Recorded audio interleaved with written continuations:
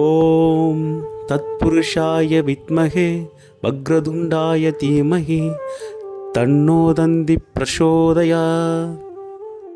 கன்னிராசி நேயர்களே, உங்களுக்கு இந்த 2026ஆம் ஆண்டு எப்படி இருக்கப் போகிறது என்று பார்ப்போம்.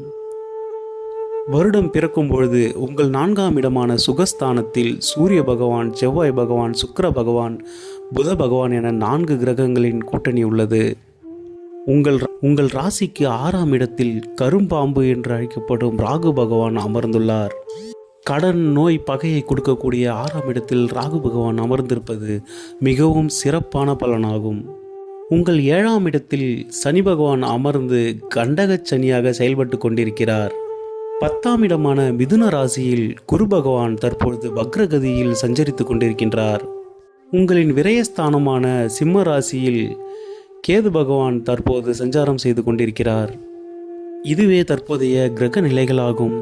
இந்த வருடத்தின் மையப்பகுதியான ஜூன் மாதத்தில் 2ஆம் தேதி குரு பகவான் மிதுன ராசியிலிருந்து தன் உச்ச வீடான கடகராசிக்கு பயிற்சியாகிறார். இந்த பயிற்சி உங்களுக்கு ஒரு வரப்பிரசாதம். ஏனென்றால் குரு பகவான் உங்களுக்கு 4ஆம் இடம் மற்றும் 7ஆம் இடத்தின் அதிபதி ஆவார். சுகஸ்தானம் மற்றும் கலஸ்திரஸ்தானத்தின் அதிபதி உச்சம் பெறுவது மிகவும் நன்மை கொடுக்கும். அது மட்டுமல்லாமல் 11ஆம் இடத்தில் குரு பகவான் உச்சம் பெறுவது 12 ராசிகளிலேயே 2026ஆம் ஆண்டு அதிக நற்பலன்